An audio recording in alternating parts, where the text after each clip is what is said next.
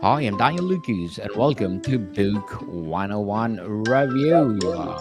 Book 101 is all about the books that I read for the last 40 years, and today I have my special guest. He is the author of the book From Smoker to Streets, a guide to starting your barbecue food truck, no other than Mr. Reese Walter. Welcome to Book 101, Mr. Reese, and can you please introduce more about yourself? Yeah, thank you so much, Daniel, for having me on. Um, so, uh, so I was a government employee, worked for the federal government for a few decades, and retired a couple years ago.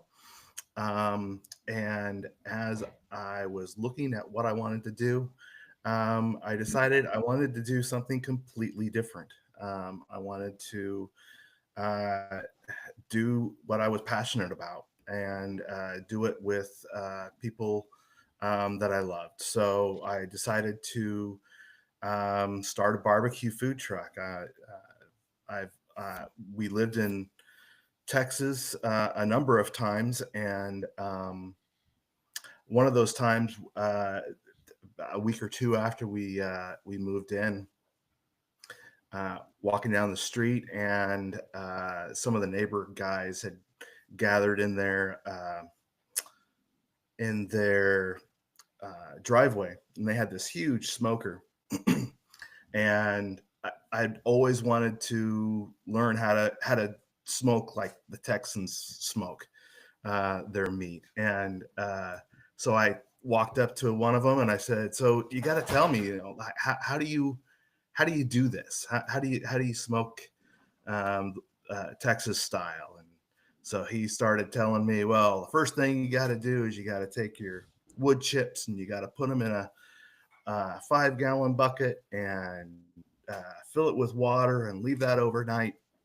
Drain it the next morning, and that way you're going to get lots of smoke on it and start your barbecue." He starts going through all of this. He About 2 minutes into it, he says, the next neighbor over, he's like, "Oh, don't listen to him. He doesn't know what he's talking about." He goes, "That's not how you do it. This is how you do it. You want to get your logs nice and big, and it, so what I learned from that was you got to just do barbecue your own way." Um, and so over the last little over a decade, I have, while just on the weekends, just as a weekend warrior, I was uh, doing my barbecue and kind of learning my own style, kind of creating my own style, creating my own rubs, creating my own sauces, and I wanted to share that with the world. And so we started Barbecue Food Truck 2 years ago, and it's been quite an adventure. Mr. Reese Walter, thank you so much for sharing your barbecue food truck to the world. And of course, your book. So, what inspired you to write From Smoker to Streets? Yeah, so while I was starting the barbecue food truck, I was looking for resources. I was looking for, so how do you do this? Coming from a background as a government employee, I had no idea how to even start. And so I made a number of mistakes on the way through, but I did a number of things correct. Uh, and so what inspired me to write the food truck, or the book, was um, I wanted to share my experiences. I wanted to share kind of what I had learned, make it easier for the next guy who wants to start out, um, uh, and um, yeah, and just kind of lay it all out, like different things that I hadn't really thought about. um, and try to lay it all out for the next guy. So, Mr. Reese, did your personal journey with the barbecue or food trucks influence the book's content? Did it influence it? Yeah, Yes. absolutely. Yeah, like I said, like I did a number of missteps, but one of the things that a- but I learned, right. So each thing that I did wrong, I learned from it, and I recuperated from it, and that's the key to entrepreneurship, is you're gonna get out there, you're gonna make mistakes, but you've just got to push on. You just got to keep going. Learn from your mistakes, and move on.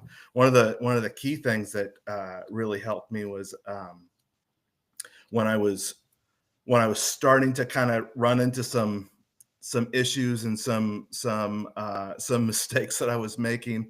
I kind of stepped back a little bit and I started reaching out to other barbecue food truck owners, and one of them reached back out, super good guy, John Bigalk, and he and his wife Christy invited me over.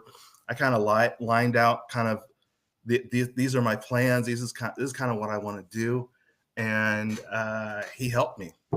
And I've never forgotten him, and I've never forgotten Christy. And I've always looked up to that attitude and uh, that way of doing things, of just like helping the next guy. And in the food truck industry, at least in Minnesota, in the food truck industry, I was actually really shocked at how collegial everybody is. It's You would think it would be very competitive, because there's only so many locations that you could get into, and the more trucks that are out there, the more competition it is.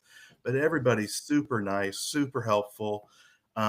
If you're running out of something, you can just reach over to the next guy and say, "Hey, how did you do this? How did you get over this? How did you where can I find this?"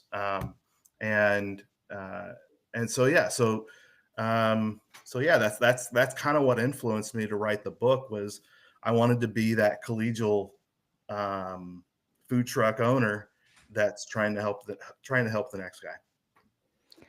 Very well said, Mr. Reese. Very well said.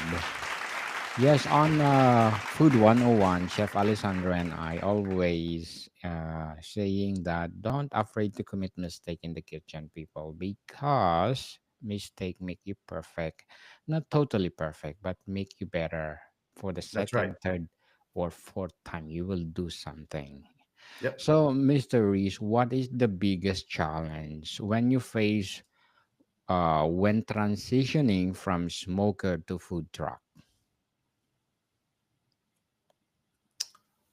Um, the biggest challenge for transitioning, you mean transitioning from a different career into food trucks? Yes. Yeah. So the biggest challenge was a completely different. It's a completely different mindset.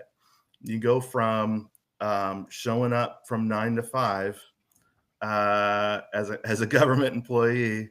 You get um, you get all your holidays off. You get all your weekends off. If you have to work overtime, you get paid overtime.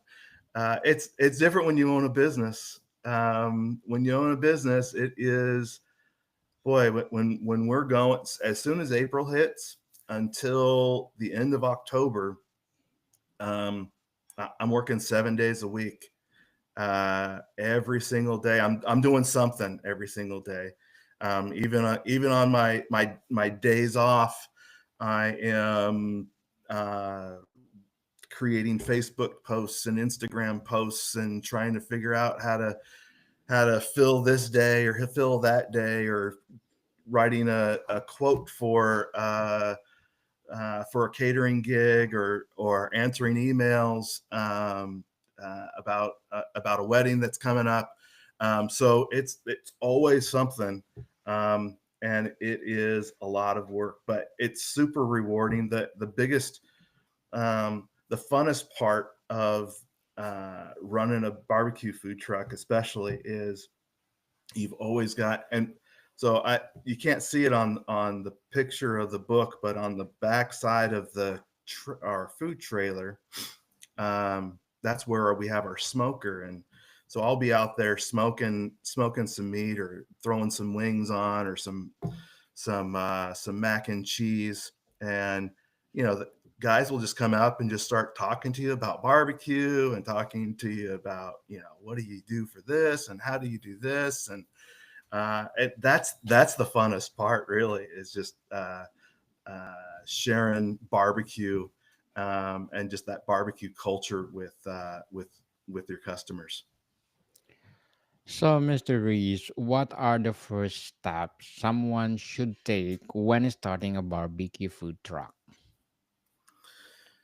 Well, um, the first step that I took, and I would highly recommend this, is no matter how much you think you know about barbecue, or you think you can do what you think you can do, um, and you go all in. Go out and get a job at, like, a barbecue restaurant. Go out and get a job at on another food truck, and test it out. See if what you think, if the way that you think you should be doing it is actually a good method. Um, so what I did was I got a job at a local barbecue restaurant here, and jumped into their barbecue smoking pit, and ran it for a few months. And I learned a lot. A lot of the stuff that I thought I knew, I did. Um, and I think I even was able to teach them a little bit here and there.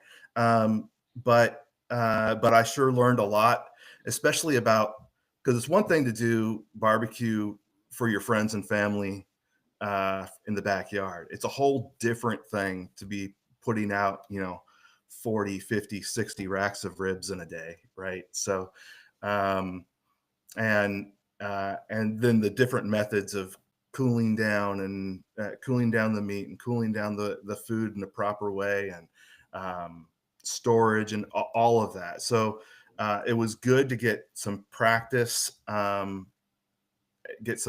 reps, if you will, before just jumping straight into it. How important is selecting the right smoker or grill for your food truck? Say it again. How important is selecting the right smoker or grill for your food truck? Oh, it's crucial. So uh, before I retired, I started actually researching smokers, and I found out that it was 6 months to a year for a barbecue smoker to get made for you specifically. Um, so I hopped on. I did all my research. I ordered what I thought was going to be the perfect smoker, and it was supposed to arrive on the exact, right when I needed it. Um, and then I started looking at all of the different rules and regulations here in Minnesota. And here in Minnesota, all of your cooking equipment is required to be NSF certified. So and the smoker that I just spent $13,000 on was not NSF certified. And so I had to scramble. I was like, oh, wow, okay. So then I had to go and find an NSF smoker, and kind of redid my entire plan, my entire thought process of what I was going to do. So, Mr. Reese, what tips do you have for finding a perfect location for barbecue food truck?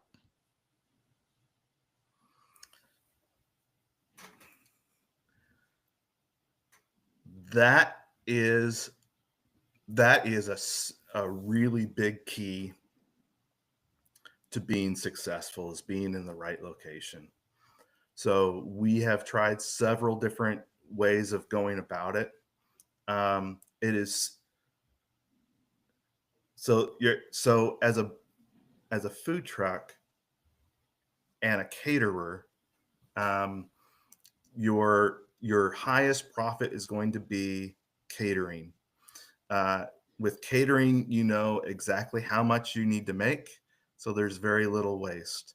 You know exactly when you need to be there from start time to end time, and so you can schedule your help to be there for you exactly when you need it. Um, so that should be your goal as a food truck and as a caterer, is to try to get as much catering and large catering um, as you can. Your second largest profit is going to be large events that you know are going to have attendance, and the attendance of people who are going to want your kind of food. Um, and so we've been fortunate enough to get into uh, a number of different events, but it's really difficult to get in that first year because a lot of these larger events, they already have their food trucks, and those food trucks have been there for, you know, 10 years, 15 years sometimes. And so those slots, when they open up, you've got to be positioned just right to get in there. Um, so that's your next biggest profit, and then our the next level is locations that have drinks but don't have food setups. So things like breweries, distilleries. Um, we've had really good success at those locations, um, especially if you can get into those locations when they're having an event. So if they're having a poker night, or if they're having, you know, Oktoberfest, or uh, you know, um, a bingo, or something, right? So something that's going to draw a lot of people in.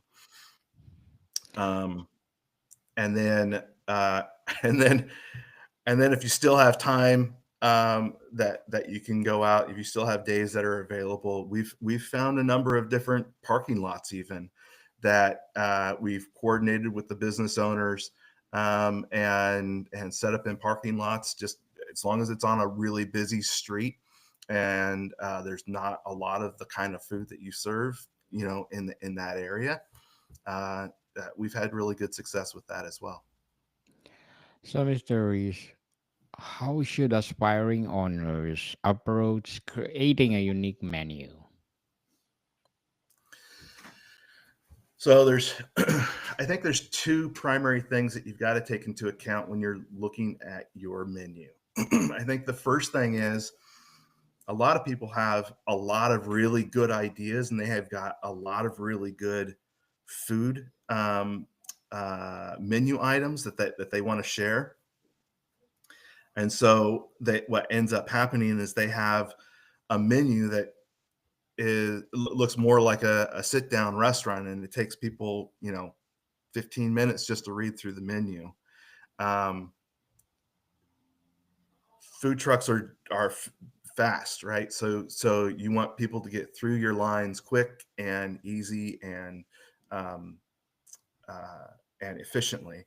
And so by narrowing your menu to 5 to 7 main meals, 2 to 3 sides, and a handful of drinks, and maybe a dessert or two. Uh, I think that's key, is to try to narrow everything down. And then if you still have some things that you want to share, have specials, have a Friday night special, have a Saturday night special. So uh, what we have found is that, like brisket, our brisket takes 12 hours to make correctly. Um, and I can't do that every single night. I would never get any sleep. And so so what we do is we do, you know, a brisket is going to be on a Friday night or on a Saturday, some night that I know that we're going to sell out of it that day, so that it's as fresh as I can get it. So it's not always on the menu. And there's a number of different menu items that we have that aren't always on the menu. Or sometimes we'll even have, you know, I'll over prepare something, or the crowd doesn't show up on a Friday, and so we have some quite a few extra ribs, or we have quite a few extra of this or extra of that. We'll think of it. We'll think of how we can use those leftovers and try to figure out, okay, well, what can we do with this, and then we'll create something new. That's how we created our our meat mac attack sandwich, where we just put all of our different meats on it, put mac and cheese on top of it, and it was this huge Calamith uh, sandwich, and it sold it sold great. And so you end up doing that. You end up like trying to figure out, okay, so how can we use all this? Um, uh, So, Mr. yeah, Reese, what will be your short-term and long-term goals in writing as well as a businessman? yeah. So my short-term goal of writing is, actually, I'm on book number 2 right now. So so I'm actually writing something completely different. Uh, I have started writing a romantic novel that is surrounded around a guy who starts a barbecue food truck when he comes back from the military. Um, and and it's been a fun little adventure, and actually a really interesting adventure in writing this. I'm actually learning a lot about myself. I'm learning a lot about the process of writing, and I'm actually really falling in love with that whole process of writing. Um, it's actually a lot like culinary uh, stuff. It's it's it's very creative, and just like barbecue. And so I've really enjoyed that process. Um, Not only I think I might even make a series of these types of books, but I'm also gonna my plan is to have a series of barbecue food truck related, like so how do you brand, how do you market, how do you um, uh, uh, and then maybe even some barbecue cookbooks, something like that. Mr. Reese, good luck for your goals in writing as well as your business. So, to sum up or to wrap up our discussion, what are the key factors to consider when designing a food truck itself? Some key factors when you're designing, you want to take a look at, first of all, your budget. Yes. uh, Second of all, your weight, and so how much is it going to weigh, um, and what are you going to be pulling it with? Are you and the other thing? So we went with a food trailer, but you can also do a food truck. So there's pros and cons on that. So there's a lot of different factors that you have to take into account. You also want to look at space inside the trailer. You want to take a look at, um, what are you going to use to keep your equipment, your food cold, and what are you going to use to keep your food warm, um, and how much power does all of that take? And can you run all of that and your water heater and all of these different things that you're going to have? Like, can you run your smoker? Can you run all of your other stuff? Um, and then how are you going to power that? So there are so many different factors, and we go through that in the book step by step. So, Mr. Reese, thank you so much again for sharing your books and, of course, your food truck to the world. So, can you please invite our listeners to support your book as well as your business? Yeah, so you can find our book on Kindle, on Amazon Kindle, and you can find out more about Rocket Ribs and Barbecue and Rocket Smoked Coffee on our webpage at rocketribsandbbq.com. Yes, people, let's support Mr. Reese Walter because if you support him, more books or more barbecue books to come, and of course, food truck to come. So, Mr. Reese, thank you for your time. Hey, thanks for having me, Daniel. More to come, people. See you soon.